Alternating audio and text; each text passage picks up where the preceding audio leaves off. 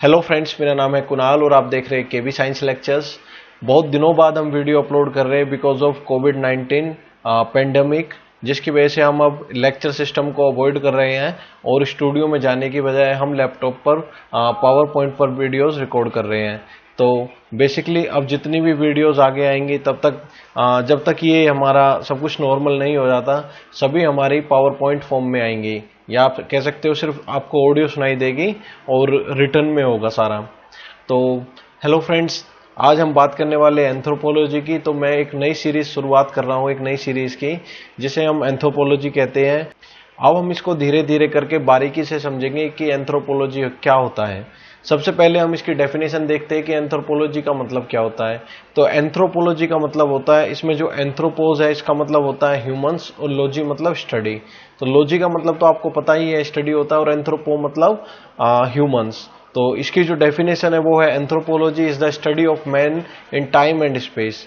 Time और space से आप क्या समझते हैं?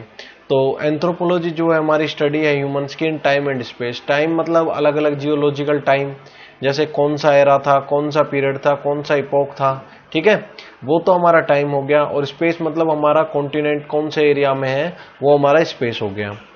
अब आते हैं अपने नेक्स्ट पॉइंट पे, जो कि है anthropology is a holistic science. तो देखो, एंथ्रोपोलॉजी जो है एक छोटी सी फील्ड नहीं है, ये एक बहुत बड़ी फील्ड है अपने आप में। ह्यूमन से रिलेटेड जितनी भी चीजें होंगी वो सब आपकी एंथ्रोपोलॉजी के अंदर आएगी। ह्यूमन का नेचर हो गया, उसकी साइकोलॉजी हो गई, उसकी एनाटॉमी हो गई, उसका सोशल बिहेवियर हो गया, उसकी बायोलॉजिकल जो स्टडी होगी, वो सारी कुछ मिला के हमारा एंथ्रोपोलॉजी के अंदर आता है। तो anthropology is a holistic science. Holistic मतलब कंप्लीट साइंस है of man, unlike other disciplines like economics, political science और जूलॉजी।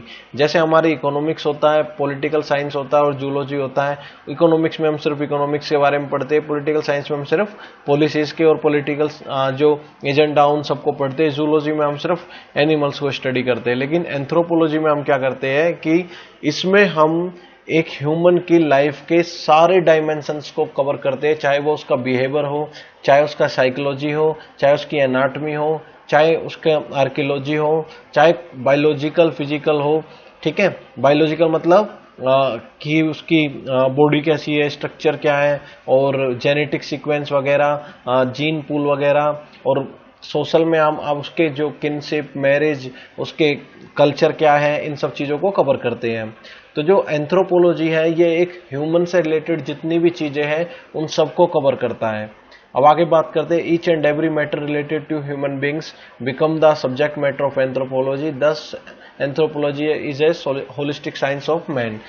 जो बात मैंने अभी समझाई थी ये वही कह रहा है कि each and every matter related to human beings become the subject matter of anthropology, thus anthropology is a holistic science of man. अच्छा, अब आगे चलते हैं हम। तो anthropology study explores around particular to general and also sometimes general to particular. इसका मतलब ये है कि जो हमारी एंथ्रोपोलॉजी है ये कभी कभार तो हमारा जनरल से स्पेसिफिक की तरफ जाती है, पर्टिकुलर की तरफ जाती है, और दूसरी तरफ ये कभी स्पेसिफिक पर्टिकुलर से जनरल की तरफ भी जाती है। तो ये दोनों मोड में काम करती है। जैसे एग्जांपल मैं आपको देता हूं, अगर आप कल्चर की बात करते हो, तो अगर आप एक सिंगल कल्चर की बात करते हो, जैसे कल्चर में क्या लोग मैरिज करते हैं, ये सब मैरिज, किनशिप, ये सब चीजें होती हैं, तो ये क्या है हमारा, ये जनरल कंसेप्ट है। लेकिन जब हम किसी एक पर्टिकुलर ट्राइब के या पर्टिकुलर कंट्री में किसी एक पर्टिकुलर सोसाइटी के हम उस कल्चर को स्टडी करते हैं, तो हम वहां जनरल से स्पेसिफिक हो रहे हैं, जनरल से पर्टिकुलर हो रहे हैं, ठीक है। It always explores around the differences in human society and culture. तो उसमें ये क्या है कि उस ह्यूमन सोसाइटी और उसके कल्चर के जो में क्या क्या डिफरेंसेस हैं, ये इसको बता रहा है। ये हमारा एग्जांपल है पर्टिकुलर का। अब आगे चलते हैं हम।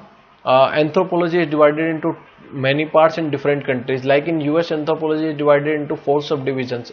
सीधा सीधा कहने का मतलब ये है कि जो एंथ्रोपोलॉजी है वो कई भागों में बांटी गई है। जो एंथ्रोपोलॉजी जो यूएस में पढ़ते हैं लोग, या वहाँ का जो एजुकेशन सिस्टम है, जो एंथ्रोपोलॉजी है वो 4 भागों में बटी हुई है, जिसमें पहला है हमारा फिजिकल एंथ्रोपोलॉजी को ही हम बायोलॉजिकल एंथ्रोपोलॉजी कहते हैं। सेकंड हमारा आता है सोशल एंथ्रोपोलॉजी, और सोशल एंथ्रोपोलॉजी को ही हम कल्चरल एंथ्रोपोलॉजी कहते हैं। थर्ड आता है हमारा आर्कियोलॉजिकल एंथ्रोपोलॉजी, और फोर्थ आता है हमारा लिंग्विस्टिक एंथ्रोपोलॉजी। लेकिन जो हमारा ब्रिटिश सिस्टम है उसमें सिर्फ तीन ही प्रेजेंट होते हैं सब डिसिप्लिन्स या सब डिविजन्स, जो कि है हमारा सोशल, फिजिकल एंड आर्कियोलॉजिकल।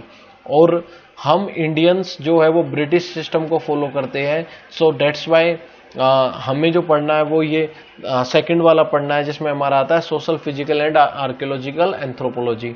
अब इनको मैं एक एक करके एक्सप्लेन कर देता हूं। वैसे आपको साथ में ये भी बता देता हूं, ये सिर्फ 3 या 4 सब डिसिप्लिन्स नहीं है, इनके अलावा भी और बहुत सारी सब डिसिप्लिन्स होती है हमारी एंथ्रोपोलॉजी के अंदर, लेकिन मेन जो मोस्ट इंपॉर्टेंट है वो ये 3 और 4 है।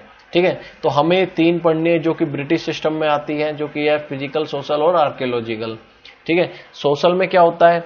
सोशल में होता है हमारा कल्चर। हम जब कल्चर की स्टडी करते हैं तो उसे हम बोलते हैं सोशल एंथ्रोपोलॉजी। फिजिकल हमारा बायोलॉजिकल होता है, इसमें हम एक ह्यूमन की जितनी भी बायोलॉजिकल चीजें उन सब चीजों को पढ़ते हैं, तो उसे हम बोलते हैं फिजिकल एंथ्रोपोलॉजी। आर्कियोलॉजिकल में हम उसके प्री हिस्टोरियंस, उसके मतलब प्री हिस्टोरिक आप कह सकते हो कि सैंपल्स खोज करते हैं, या प्री हिस्टोरिक्स आप कह सकते हो कि एविडेंसेस की खोज करते हैं, जिनके आधार पर हम उस ह्यूमन को ना कि सिर्फ आज प्रेजेंट में वो क्या है उससे, बल्कि उसके जो पास्ट में जो वो किस फॉर्म थे उन सब चीजों से कंपेयर करते हैं। और जो लिंग्विस्टिक एंथ्रोपोलॉजी मैंने आपको बताया था यूएस में, इसमें हम लैंग्वेज के बारे में पढ़ते हैं। तो हमारी आज की वीडियो यहीं खत्म होती है। आई होप आप सभी को एंथ्रोपोलॉजी का मतलब समझ आया होगा, ये कितने भागों में डिवाइड होती है ये समझ आया होगा, इसके अलग अलग जो भाग हैं उनके बारे में समझ आया होगा। अपनी नेक्स्ट वीडियो में हम पढ़ेंगे वेरिएशन और डाइवर्सिटी के बारे में। Thank you and have a nice day.